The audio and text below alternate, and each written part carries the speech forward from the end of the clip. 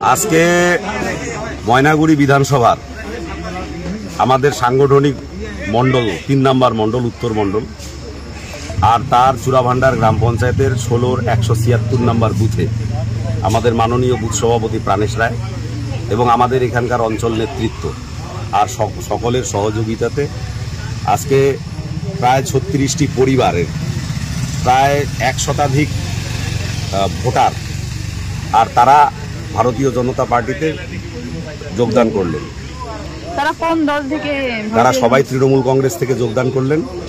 আগামী দিনে পশ্চিমবঙ্গে যে নৈরাজ্য চলছে প্রত্যেকটিকে আপনারা শুনেছেন, আমি আমার বিষয় রাখবার সময় বলেছি যে পশ্চিমবঙ্গের যে প্রত্যেকটা বিভাগ, স্বাস্থ্য, শিক্ষা থেকে শুরু করে কর্মসংস্থান থেকে শুরু করে শিল্প, কলকারখানা, প্রত্যেকটা বিভাগ, কৃষক থেকে শুরু করে প্রত্যেকেই প্রতারিত, প্রত্যেকেই বঞ্চিত, প্রত্যেকেই লাঞ্ছিত। আর সেই জায়গা থেকে, সেই যন্ত্রণা থেকে মুক্তি পাওয়ার জন্য রাজনৈতিকভাবে তৃণমূল কংগ্রেসকে এখান থেকে বিসর্জন দিতে হবে এবং যে সরকারটা চলছে সেই সরকারের পরাজয় ঘটাতে হবে। আর এই কারণে গ্রামে গ্রামে প্রত্যেক বুথে বুথে প্রত্যেক দিনই আমাদের এরকম জয়নিং চলছে। আজকে সেরূপই একটা জয়নিং এখানে সংগঠিত হলো এবং নেতৃত্ব দিলেন আমাদের মাননীয় বুথ সভাপতি। সামনেই 2026, কতটা আশাবাদী এবার আপনারা? মানুষ তৈরি হয়ে আছে এই সরকারের পতন ঘটাবার জন্য, তো স্বাভাবিকভাবে ভারতীয় জনতা পার্টি এই প্রত্যাশাতে কাজ করে যাচ্ছে। আমরা 100% নিশ্চিত এবারে 26-এ ভারতীয় জনতা পার্টির সরকার প্রতিষ্ঠিত হবে। এই পশ্চিমবঙ্গে এই সরকার যে চলছে তাতে প্রাইমারি যে প্রাথমিক যে বিদ্যালয় 25,000-এর মতো বন্ধ হয়ে গেছে, কি বলবেন এই বিষয়ে? আমি তো প্রথমেই বললাম, শিক্ষামন্ত্রী স্বয়ং এই শিক্ষার যে স্ক্যাম, দুর্নীতি আর তার সঙ্গে যুক্ত, আর তাকে ক্ষমতাই হয় নাই মাননীয় দল থেকে বহিষ্কার করার, তাকে ক্ষমতাই হয় নাই তার যে বিধায়ক পদ খারিজ করে দেওয়ার। তো এখান থেকেই বোঝা যায় যে যদি এই পদক্ষেপ তিনি নিতেন তাহলে হয়তো যিনি শিক্ষামন্ত্রী ছিলেন তিনি মুখ খুললে পরে তার শিক্ষার মানে তার যে সরকারের স্বরূপটা বেরিয়ে আসতেন। শুধু শিক্ষা নয়, প্রত্যেকটা ক্ষেত্রে এই সরকার ডাহা ফেলে, কোন ক্ষেত্রে রেখে কোন ক্ষেত্র বলবে। তো স্বাভাবিকভাবে দেখেন, আগামী প্রজন্ম, যে প্রজন্ম তৈরি হবে উচ্চশিক্ষিত শিক্ষায় শিক্ষা লাভ করবে, সরকার পরিকল্পনাই নিয়েছে যাতে এখানকার যুব সমাজ উচ্চশিক্ষায় শিক্ষিত হতে না পারে, তারা যাতে উচ্চশিক্ষায় শিক্ষিত হয়ে তার নিজের অধিকারটাকে বুঝে নিতে না পারে। এই পরিকল্পনারই অঙ্গ হিসাবে পরিকল্পিতভাবে শিক্ষা ব্যবস্থাটাকে ধ্বংস করে দিচ্ছে।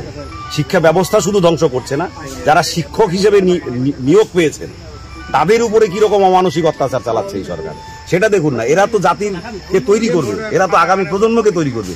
শিক্ষকরা যেখানে সুরক্ষিত নয়, তো স্বাভাবিকভাবে তার যে বিদ্যালয়, পরিকাঠামো, স্কুল, কলেজ, ইউনিভার্সিটি, কোনো জায়গায় কিন্তু এখন আর সুরক্ষার মধ্যে নেই। পশ্চিমবঙ্গ সরকারের আশীর্বাদে প্রত্যেক জায়গায় কিন্তু এ ধরনের ঘটনা ঘটে যাচ্ছে।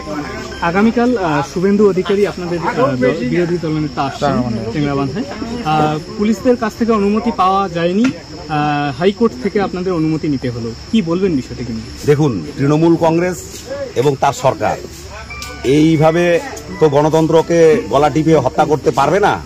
আমাদের কোর্টের কাছে আমাদের বিশ্বাস আছে, কোর্টের প্রতি আমাদের আস্থা আছে, কিন্তু দুর্ভাগ্যের বিষয় যে সাধারণ একটা জনসভা বা সাধারণ একটা র্যালিতে আমাদের কোর্টে দৌড়তে হচ্ছে।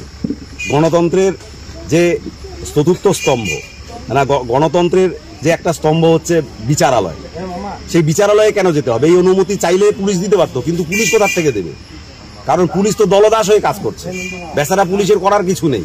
পুলিশকে তার যে মালকিন যা নির্দেশ দিয়েছে পুলিশ সেই কাজ করেছে।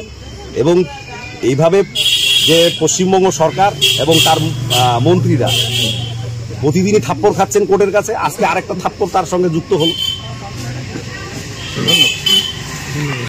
নমস্কার বন্ধুরা, আপনারা দেখছেন রিপোর্টার বাংলা। তো আপনাদের জানিয়ে রাখি, উত্তরবঙ্গে কিন্তু এই মুহূর্তে রয়েছেন শুভেন্দু অধিকারী এবং উত্তরবঙ্গের ময়নাগুড়ি বিধানসভায় সেখানে তৃণমূল ছেড়ে প্রায় 100টির বেশি পরিবার তারা বিজেপিতে যোগদান করলেন। সেই ভিডিও আপনারা ইতিমধ্যে দেখে নিয়েছেন এবং আপনাদের জানিয়ে রাখি, আজকে কিন্তু শুভেন্দু অধিকারীর উত্তরবঙ্গে যে মানুষের ঢল নেমেছে এবং সেখানে আমরা নিশ্চিত হতে পারি যে 2026-এ কিন্তু বিজেপি অবশ্যই আসছে। প্রত্যেকটা মানুষ এই মুহূর্তে, রাজ্যের প্রত্যেকটা মানুষ, রাজ্যের যারা বিরোধী দল বলতে বিজেপি ছাড়া বাকি যারা রয়েছেন, সিপিএম হোক, কংগ্রেস হোক, এমনকি তৃণমূলের পক্ষ থেকেও কিন্তু প্রচুর মানুষ তারা দল ত্যাগ করে কিন্তু বিজেপিতে আসছে।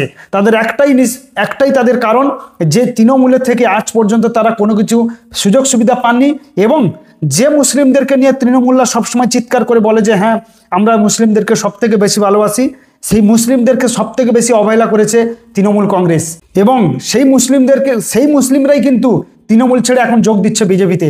পরবর্তী আপনাদের একটা ভিডিও দেখাবো, সেখানে আজকে শুভেন্দু অধিকারীর যে সভা ছিল সেখানে প্রচুর মুসলিম এসছে তারা বিজেপিতে যোগ দিতে। তার কারণ তারা পরিষ্কার বলে দিচ্ছে যে এই মমতা ব্যানার্জি আমাদেরকে মিথ্যে কথা বলে ভয় দেখিয়ে কিন্তু ভোট নিয়েছে।